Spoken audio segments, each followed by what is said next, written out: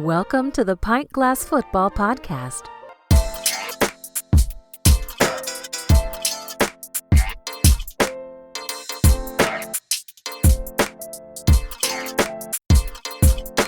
Pint Glass Football. I'm your host, Brad Fowler. What's up, PGF Nation? The Cowboys get embarrassed. Is it officially over for Tua? The Bucs shock the Lions. The Raiders shock the Ravens. It's over for Bryce Young in Carolina. A crazy week in the NFL and college football to talk about. But joining me, of course, my co-host, Alex Higdon. Alex, what is going on? I don't want to even waste any time. Let's get right to it.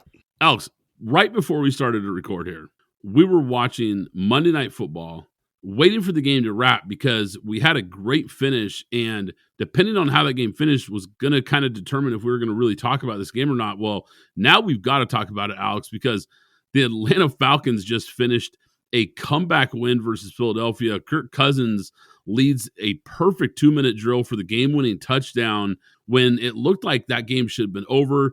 Jalen Hurts throws a swing pass to Saquon Barkley in the red zone that basically would have sealed the deal for them. He drops it. It forces them to kick a field goal, which only extends the lead to 6 and leaves the door open for Kirk Cousins and the Falcons to march down the field and win this game.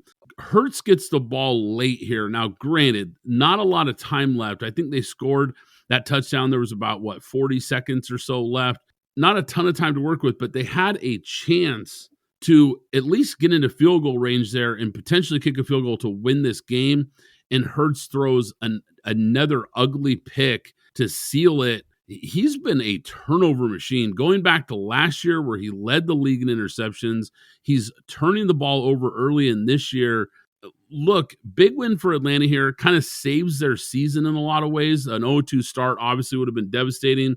But how concerned are you with Hurts and the Eagles right now?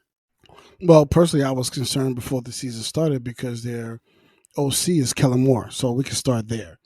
And it's not looking really good from the fluidity in terms of throughout how the offense.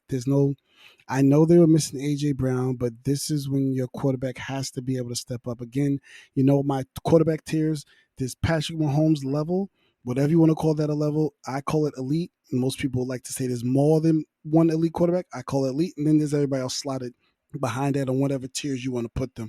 And I have Jalen Hurts on that third tier. If you want to say Josh Allen's on that second tier, I have Jalen Hurts as a third tier quarterback. So I'm not surprised. I'm not surprised because of the OC. What I will say is I am a little bit surprised about that defense with Jalen Carter and Jordan Davis in the middle of that defense, allowing 152 total yards rushing at 5.4 yards a clip, specifically Bijan Robinson at 7 yards a carry, and then Tyler Algiers at 6 yards a carry.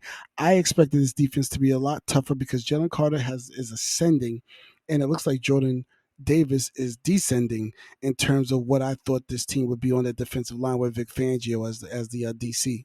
They're weak at linebacker. I think the hype of this defense is just that. I think it's more hype than substance. I don't think they're a great team. I think this is just a good team, and this is what they're going to be this year. I think they're going to be in a lot of close games because I think their quarterback is limited. I think their defense is average, and I think their play calling really isn't fitting the personnel right now. Now, we got to shift to a story here that broke earlier today. Reports are coming out now that the Panthers are going to bench Bryce Young for Andy Dalton. This franchise, Alex, is already giving up on the number 1 pick 2 games into his second season. Look, they're waving the white flag on Bryce Young, and they had to know going into the season that they weren't going to be good. This was supposed to be about Bryce Young's development. Forget the wins, losses. We knew they weren't going to be a good team. But apparently they've already seen enough, Alex. Apparently they think it's over for this kid and he's not the guy. Look, they moved a lot of draft capital to invest in this guy, and they're already pulling the plug. I'm a little surprised, but I know he hasn't been good, and I know this team hasn't been good. But I'm shocked that they're not going to ride this out and see if he develops. It's brutal. I mean, it's absolutely brutal. This team is going to be picking a quarterback with the first overall pick in April. Yeah, I said first overall pick. I think we know that's coming again because this team looks terrible. And now, look, Tua is going to retire. After what we saw in Miami the other night, I think it's inevitable. I think it's over. He's played one healthy season of college and NFL combined. After that 3 concussion season 2 years ago, he almost hung it up. He was uttering the word retirement then. So I think it's over for him. I think we're just waiting for him to come out and say it. Here's my prediction, Alex. Bryce Young signs with Miami next season.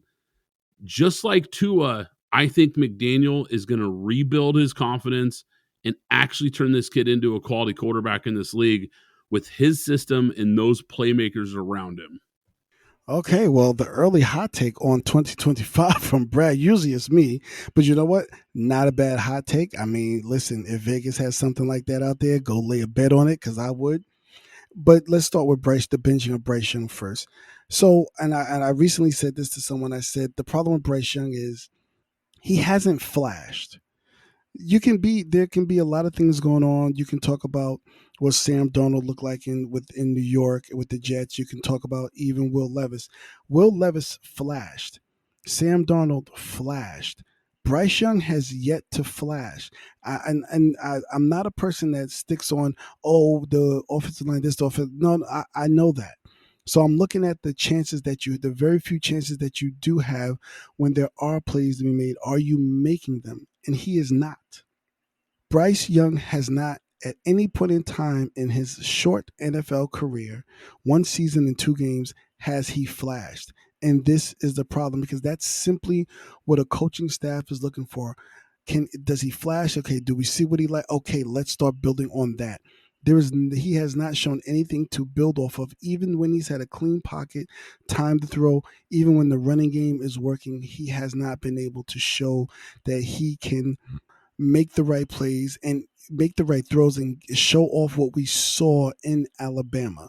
And just like I said, when we have these teams, you're going to have a lot of guys. When there's a lot of NFL guys on a team, somebody's not going to work when they get to the NFL. Just like when people saw those receivers in LSU go crazy, the one guy that's not working is Terrence Marshall. So here we go. The one guy that's not working, regardless of what we feel about Tua, he did work and he flashed, but Bryce Young is the one player that's not working. Even Mac Jones flashed for the short time that he was here. Bryce Young hasn't shown anything of those 3 quarterbacks that I just named coming out of that Alabama system when they had all those wide receivers. He's the one that doesn't appear that's going to make it. That's not saying he can't be a reclamation project, to Brad's point, but I'm sorry, it's over here. And I don't blame this on coaching or anything. This is squarely on the shoulders of David Tepper. When you have an owner like that supersedes the decision making of actual football people, just like he wouldn't want the football people to tell him what to do in the financial world, coming over into the football world and telling football people what to do, it does not work. And this organization, where they are right now, is squarely on the shoulders of David Tepper. From the time he took over, from his first hiring to where he is now and this team is now, is squarely on him. I don't blame the players. I don't blame the coaches. I don't blame the GMs. I blame David Tepper. The NFC has some 2-0 teams right now. The Vikings, Buccaneers, Seahawks, and Saints. I don't think very many people expected these to be the 2-0 teams in this conference. We know there's always some contenders and pretenders that come after week 2 in the NFL. Every year we see some teams that start off hot and fall off. We see some teams that start off hot and end up having a really good season. So who's for real and who isn't in this group? Well, we could start at the Bucs, and I'm not surprised at the Bucs because what they did last year, and now he's another year, meaning Baker, another year in this offense, and he is looking like the first overall pick that we thought he could possibly be. And he's showing that pinpoint accuracy that we saw in college.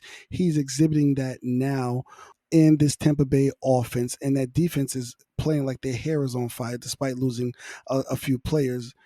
But he's got that team, those guys, you can tell those guys love him. He's playing with passion. He's having fun playing football again. And the reason I'm talking specifically about Baker as if there's not another part of the team, because he's the linchpin to everything that's happening with this team. He's the one difference maker that's making everything happen on offense, that's allowing them to be in the position they were last year and is now carrying over to this year. So Baker and the Bucks, Todd Bowles, that defense, Levante David, Vita Vea, those guys are absolutely for real. Now, I will say in terms of the Vikings, I was a person, Brad, when we were doing where we were talking about where we're looking at the teams coming into the season. I said Sam Darnold is going to rebuild his career and is going to be on the open market next year and probably going to get a $20 or $30 million 3 to 4 year contract because of what he's about to do with the Vikings. And you saw that not going anywhere, actually at home to beat the juggernaut that a lot of people have going to the Super Bowl in the 49ers. He beat that team. That was a hell of a 95 or 97-yard pass. I know there's more tape going on around about the referee and how he ran with Justin Jefferson more than the actual play right now. But that was a beautiful pass, pinpoint accurate.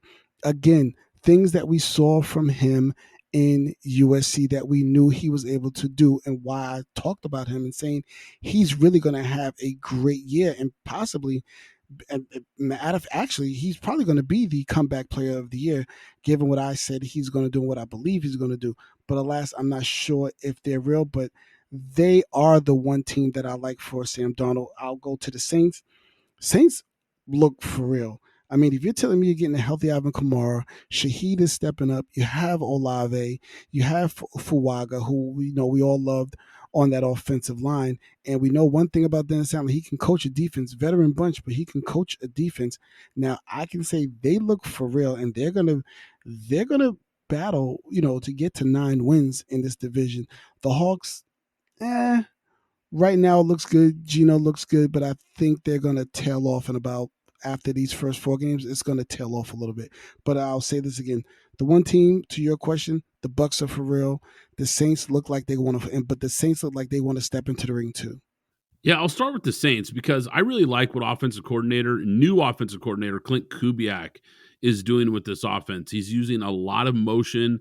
It's confusing defenses. He's finding favorable matchups and giving Carr pre-snap reads on whether it's zone or man coverage, and that's really setting them up for success right now. Now, the Saints are better than I expected. I still don't think that the Panthers are obviously any good, and I'm not sure the Cowboys are that good. I'm not trying to take anything away from this 2-0 start, but I think they beat up on some bad teams here. And I think Tampa Bay, to your point, Alex, is the team to beat in the South. Now, we know Atlanta just got a big win tonight, but Tampa easily looks like the best team in this division. I love what I've seen from Baker Mayfield in this offense. The defense is playing good. It just is a very complete-looking team right now in the NFC South. It's carrying over from the success that they had last season. And it's funny, to your point about Baker, it's amazing what can happen to a number 1 pick who gets thrown aside, so to speak, and gets in a good situation. We know how dysfunctional that Browns franchise is and how tough it can be for a guy like that going through coaches, going through offense coordinator changes. And all of a sudden he finds a stable organization with some real talent around him and some real continuity. And all of a sudden he's playing like a top 10 quarterback. It's funny how that works. Now, I'm definitely not buying into the Seahawks. They're playing good football. I don't think they're a terrible team. I'm just not buying into them as being a contender. I think they could tail off. I'm not buying into the Vikings either. Now, look, I think both these teams are going to come back down to earth. I don't trust Darnold or Gino over the course of a season. Now, to your point, I like Sam Darnold in the system. I was with you. I thought he was a guy that could really have success in Minnesota. I'm not going to overreact to the Vikings win over the 49ers. It was a good win over a good team, but Kevin O'Connell is from that Shanahan coaching tree. He knows this offense well. He knows how it works. He knows how to attack it. This was a game on the road, tough environment. But look, Brian Flores is the best defensive coordinator in the league right now, and nobody's talking about it. How is he doing this, Alex? Harrison Smith is still playing at an elite level. Andrew Van Ginkel, I think, was a great pickup this offseason. Blake Cashman is playing great. But look, it's not a lot of household names here. This roster isn't filled with all pro and Pro Bowl players here. And Brian Flores is just doing a hell of a job with this team. Right now, John Harbaugh and the Ravens are 0-2. Jim Harbaugh and the Chargers are 2-0. I don't think a lot of people saw this for the start of the season here. Now, the Ravens getting upset by the Raiders, I think, was shocking. Probably the most shocking week 2 outcome. Look, week 1, the Ravens lose a close game to Kansas City. That's not a bad loss by any means. We know KC. We know what they're about. This loss is a bit concerning, though. This is a roster mismatch. They're the more talented team. They're at home. And quite frankly, they just got outplayed. They were the biggest favorites in the NFL this weekend. And to lose to the Raiders and to start the season 0-2, I think is concerning for this team.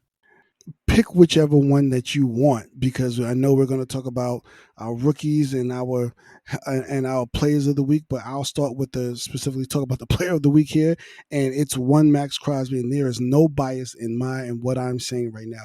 He wrecked that game. I mean, from the beginning of the game to the end of the game, he just strictly wrecked that game. And I will say this about the Ravens. Using Joe D'Alessandro, so hopefully I'm saying that correctly, your offensive line coach, the guy that would be there coaching these guys up and making sure they're in the right positions and ready to play, is a big loss. So that's the first thing I'll say about the Ravens. Was done by the coaching staff of the Raiders, the fortitude. And there's that famous clip of Max Crosby talking to Gardner Minshew, basically cursing and saying, man, damn that. We're going to get you the ball back. Don't sit down. We're going to get the ball back, and you're going to take us down the field and win. And when you have a team like that that's fired up, that game was too close to begin with. Because even I picked the Ravens to beat my team, the Raiders. It was too close to begin with. Again, from my perspective, not enough of the rushing. They should have run the ball again. Now, that's coaching. That's strictly coaching. And a few Ravens fans that we've talked to, Brad, they are not high at all on John Harbaugh and his play calling, or him at the helm being the head coach. They're not happy with it. This team had, for running at 5.6 a clip, that's obviously Derrick Henry, Justice Hill, and Lamar Jackson on 27 carries, but Lamar threw it 34 times. In a game this close, they should have said, you know what? I know you may not want Derrick Henry to get a lot of the carries now because you want him for the end of the season, but you should have said, you know what? This is a 25-plus game carry for Derrick Henry, because the game is dictating that's what it should be. Henry only had 18 carries for 84 yards and a touch. He should have had more. So therein lies what the problem is when you're struggling and when you can't stop a Max Crosby, a guy who is a game wrecker. You need to run the ball so that you can slow him down. And then perhaps you can sneak in a little bit of play action here or there. But that's what they needed to do. Just the fortitude and consistently just saying, we're going to win, we're going to win, we're going to win. The Raiders only had 17 carries for 27 yards at 1.6 a clip. That's horrible. Horrible. And they should not have won this game. This is on the Baltimore. This is more about I would say Baltimore losing their game because of game plan more than the Raiders winning it. But I have to give credit to them for staying and believing in themselves and continuing on to carry out what they set to come into Baltimore to do, because that's the key thing in the Baltimore. John Harbaugh and those better strap up their chin strap really tight, because now you go to see Dallas after coming off that embarrassment, and they're not going to be a happy bunch. You may not be a happy bunch, but they are definitely not a happy bunch. So this is going to be an interesting matchup in week 3. Yeah, two things real quick. One, it's time that Max Crosby enters the national conversation. He just doesn't get mentioned enough. When people talk about Bosa and Myles Garrett and TJ Watt and Micah Parsons, his name somehow magically gets left off that list way too much. That has to stop. This guy is unbelievable, man. He can wreck games by himself, to your point. But your other point, this game versus Dallas is huge now. This is basically a must-win game for the Ravens. You cannot go 0-3 and get in that kind of hole and turn things around. I know they're a really talented football team. If anybody could do it, it would be them. But you certainly do not want to be in an 0-3 hole in that division and in that conference, especially right now. Now, let's shift to his brother, because I mentioned Jim Harbaugh. Really impressed what I've seen from him and the Chargers. He's already reshaped the culture and identity of this Chargers team. It is obvious this is not the Brandon Staley Chargers anymore. They play a tough, physical brand of football. They run the ball. They play tough defense. The offensive line was the highest graded in the NFL week 2, according to PFF. Yeah, absolutely, Brad. And, I was not high on the Chargers, specifically the weapons. I won't say Quentin Johnson is shutting a lot of people up, but he's looking like a person that can play in this league. I'll say that much.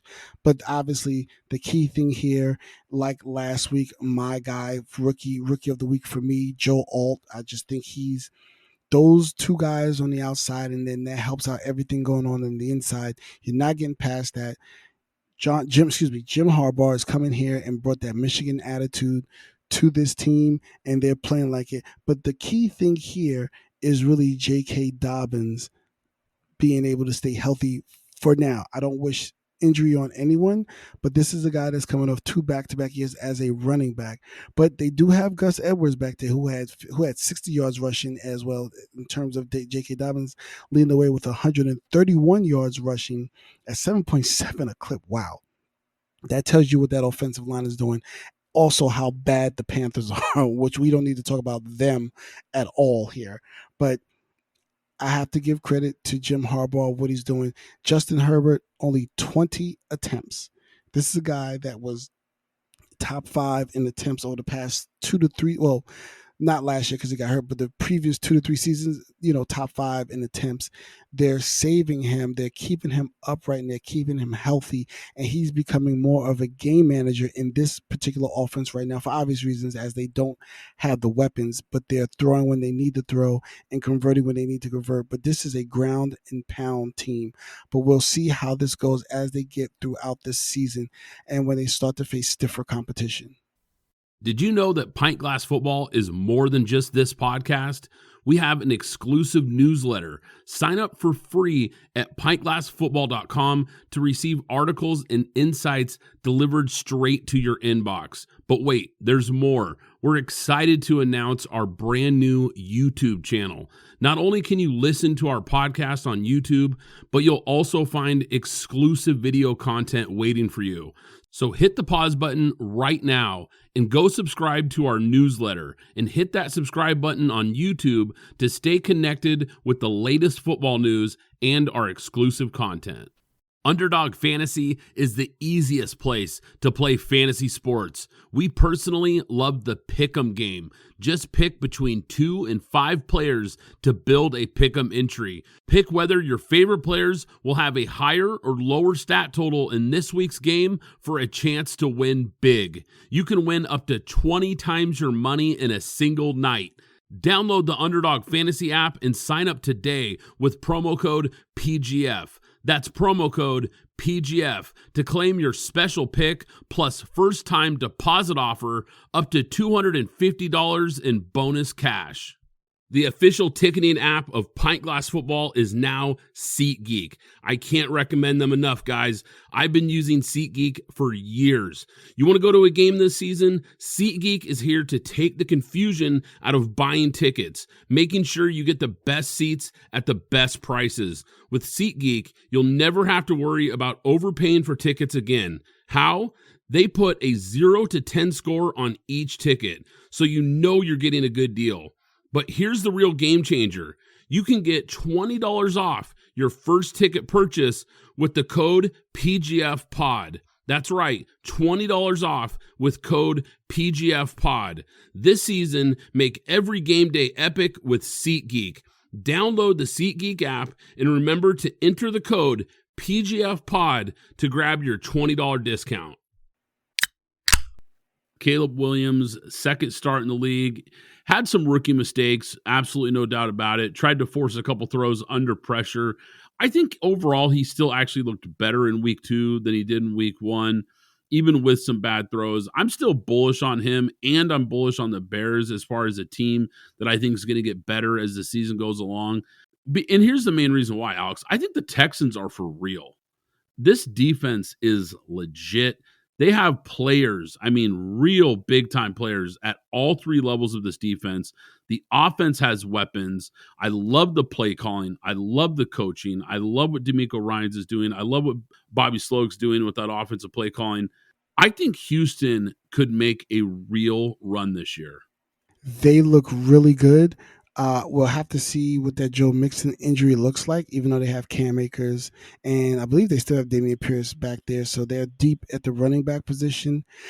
On the other side of that, Chicago, Caleb made all the right reads, and I think he is taking too much time. He needs to step it up, but again, only second game. I mean, really, none of the rookie quarterbacks have been looking lights out. Everybody's looking pedestrian at the moment, but again, I'll reassess after 4 weeks. Yeah, speaking of rookie quarterbacks, Bo Nix struggled again, threw an ugly back-breaking pick in that game versus Pittsburgh. Look, he's been terrible so far. I just haven't seen anything from him. Like, look, people can be critical of Caleb Williams all they want, and I get it. He hasn't been lights out by any means. But to your point, the word that you like to use is flash. I've seen the flashes from Caleb Williams that made me say, okay, we can see the talent. We can see where this guy could develop into a really good player. I haven't seen anything from Bo Nix. I really haven't. It's been a bunch of dink and dunk stuff underneath and some really bad decision making. I'm really questioning if this is going to work in Denver. Now, look, I know that Pittsburgh defense is for real. Just like I spoke about the Texans a minute ago, those types of defenses are going to give a lot of veteran quarterbacks problems this year. So I don't want to kill the kid, but it didn't look very good. Now, let's shift to Jaden Daniels real quick. Once again, showed the rushing ability, very good athlete. We knew that coming out of LSU. He ran the ball 10 times, 44 yards. On paper, it looks good. 23 of 29 for 226. Efficient. Here's, if you peek behind the curtain a little bit, 12 of those completions were behind the line of scrimmage. So it looks better than it was. I really wasn't impressed at all. He had time to throw. The pass rush really wasn't getting home much, and this guy just looks to run the ball way too much, and when he does, he's reckless. Yeah, so I'll take a step back. I'm going to say one thing about Denver, and I've been saying this, Sean Payton is overrated. 19 rushes to 35 passes. That's all you need to know why that's not going well there. To your point about Jane Daniels, still looks very poised. But again, like you said, you pointed out those passes behind the line of scrimmage. Hey, if we're going to keep the same energy, you know that's something big with me, Brad. Y'all said it about Justin Fields. Keep the same energy about Jane Daniels. And if the Giants kicker doesn't get hurt, they lose this game. Yeah, think about that for a second. The Giants scored 3 touchdowns, didn't give up a touchdown, and found a way to lose. Aiden Hutchinson, I got to circle this guy because we talked about Baker and the Bucs. They get that big win over the Lions. They were my upset alert last week, guys. Just going to take a victory lap on that one. Also took them plus 7.5.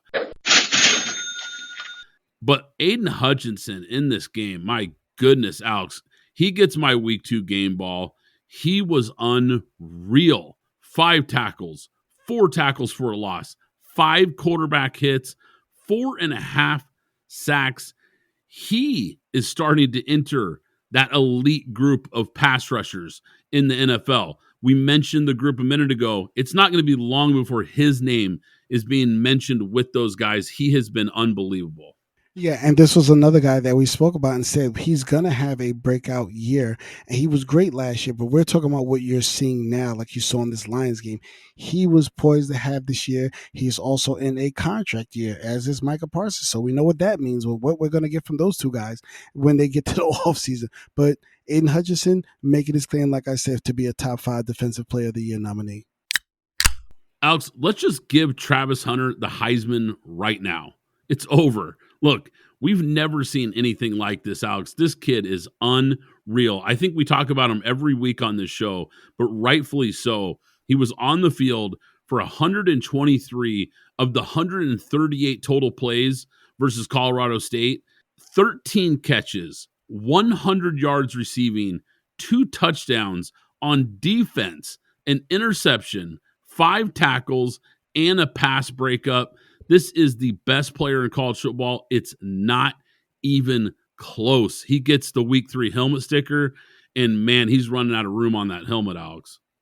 I mean, yeah, I have to, enter whatever clown sound you have for me here, because I definitely was not a believer in Colorado with this game. I thought Colorado State was going to play them tough, and instead they said no, sir, and blew them out the waters. And at one point, I think Travis Hunter caught a touchdown and then came back on the next drive and got the interception, if I'm not mistaken. I could be, correct me if I'm wrong, but I believe that literally happened. Yeah, he has to be the leader in the clubhouse, regardless how many wins that Colorado has. Travis Hunter has to be at the top of that Heisman list. Yeah, we've never seen anything like this guy. It's really becoming must watch football. Absolutely. Look, Colorado might not be a great team. They've got some fun players. Coach Prime is obviously an entertaining watch, but this guy is just something else. Now, Alex, what in the world happened to Florida State? This team went from undefeated last year, getting left out of the college football playoff, and besides us being outraged about it. Now they are, to start this year, 0-3, and they just paid over $1 million for Memphis to come in and play and beat them. Look, DJU is trash. They got to bench this guy. He's that bad. I don't care who's on your bench. You got to go somewhere else. He is not the answer. This team is terrible. The fans are wearing grocery bags over their heads. Mike Norvell went from absolute hero and fan favorite to fans calling for his job. His lack of recruiting is not helping. They found some success early with the transfer portal, but he is continuing to miss out on the big players, especially in that Florida area. And this program that was riding so high last year is suddenly coming unraveled. Hey, Florida State, you want to fire Mike Norvell? Please and thank you. Florida will accept him gladly. yeah. I don't even want to get into Florida, but I think they're about to fire their coach too, because man, it is ugly. Actually, outside of Miami, the big three Florida schools, it's not looking good. Miami's the only team that's holding it down for the Sunshine State right now. I got to say, it's getting ugly, man. Now, the Friday night game, we previewed it on the last episode. Number 14, Kansas State. Number 20, Arizona. This was a sneaky good matchup here in the Big 12, but Kansas State destroyed the Wildcats. Look, we missed on that one, Alex. I mean, we both thought Arizona would make this game close. It was a 7-point spread. We thought, hey, this is a good spot for take Arizona and the points. But Kansas State might be the team to beat in the Big 12. That was a statement win. Yeah, no doubt about it. To the point, I even heard more NCAA 25 fans running to Kansas State to use them based off this game. Yeah, no, they are a fun team to watch, and they look every bit like a Big 12 contender. Now, speaking of contenders, Alabama looks like a contender once again in the SEC. And when you're a contender in the SEC, that means you're a national championship contender. This conference, we know they're as good as ever. They look loaded again this year. And Alabama looks like a team to beat again now with Kalen DeBoer coming in, new head coach. He is really doing some things with this Alabama team. And I love what I've seen from this offense. He's setting up Jalen Milroe for success, leaning into this guy's strengths, making the play calls that are comfortable for what he does well. This defense is legit. They had 4 different defenders force fumbles on Saturday. Alabama suddenly looks really, really scary again. Yeah, and this is what I figured. Caleb DeBoer, really great offensive mind, and I do emphasize great offensive mind. Jalen Milroe has a lot of accuracy issues, but he's making a lot of throws very easy for him. A lot of people thought this game was going to be a lot tougher, and they made it look easy, walking away with a 42-10 win. Yeah, I'll point the finger at myself here. I thought Wisconsin at home, big time home environment. I thought that they could maybe I think it was a 16-point spread. I didn't think that this was necessarily an upset alert, but I thought there was a chance that maybe Wisconsin could hang around. Absolutely not. Alabama destroyed them. Now, Kentucky almost pulls off the upset over Georgia. I think this was shocking. Now, Texas, because of this, Texas actually jumped them in the AP poll, even though Georgia got the win. Look, for some reason, I don't know why, but Georgia has trouble with Kentucky. The last few years, this is a team that's really kind of struggled against the Wildcats. Now, the Georgia offense hasn't been sharp. The offensive line got pushed around in this game. It's a little bit concerning for the Bulldogs. Now, look, these types of games happen. They had a game like this against Auburn last year. They've had some other games where you see the opponent on paper and you think, okay, Georgia should handle these guys. It ends up being too close for comfort, but they seem to find ways to win most of the time, and that's what great teams do. So I'm not panicking when it comes to the Bulldogs, but it was a little eye-opening considering the talent disparity of these two teams. Now, speaking of Texas, Quinn Ewers got hurt on Saturday. Arch Manning comes in and was lights out in this game. Look, I know it was an inferior opponent. It's not like they were playing one of the SEC powerhouse teams. I get it. But this kid has looked so good every time he gets in the game. He is way more athletic than any other quarterback with the Manning last name. He can move around. He's got a really natural arm, great accuracy. He looks like a veteran out there. Yeah, let the Arch Manning hype train start taking off once again. But I guess as of right now, we're in a holding pattern to see where Quinn Ewers is with this injury. Now, I wouldn't be surprised if this hurts a little bit more than it probably does, and they let Arch Manning start this next game just to see where we are and to know what they want to do. I'm not sure. This could possibly become a controversy. I'm not sure yet, but it'll be very interesting to watch and see how this starts to set up going. They have University of Louisiana Monroe, I believe, next week. Perfect game for him to start if they want to have Quinn Ewers sit out, because of the following week they have Mississippi State, and that's going to be a big game. That's going to be a game that's going to be a little bit tougher. So I'm interested to see as the week progresses how hurt Quinn Ewers is. Yeah, guys, we're going to make some more picks, of course, later this week on the pod, NFL and college football, make some predictions on the next episode. We got to get it going, Alex, after we both went 3-6 with our betting picks last week. So we got to turn it around, but that's going to do it for today's episode. Like I said, we'll have another one coming out here soon to get you guys ready for the games next week. If you enjoy the podcast, do us a favor and subscribe, rate and review on Apple Podcasts, Spotify, and YouTube. Once again, I'm Brad Fowler. He's Alex Higdon. This is Pint Glass Football, and we'll catch you next time. Thanks for listening to the Pint Glass Football Podcast. Be sure to subscribe and follow us on Twitter at PGF Podcast.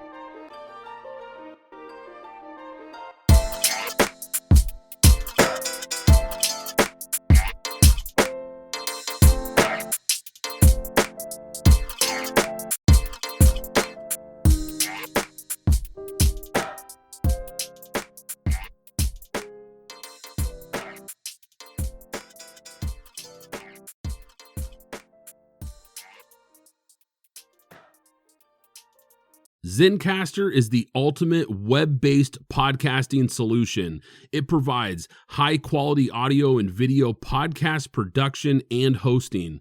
With a full suite of professional tools, podcasters can seamlessly record, produce, and publish studio-quality content, all from one dashboard. Zencastr's post-production process takes the headache out of audio production. Set the right podcast loudness and levels while reducing background noise with a click of a button. Coordinating all your guests to record in person is painful and tedious. Easily invite up to 11 participants per recording with one click. Go to zencastr.com/pricing and use my code PGFP, and you'll get 30% off your first 3 months of Zencastr Professional. I want you to have the same easy experiences I do for all my podcasting and content needs. It's time to share your story.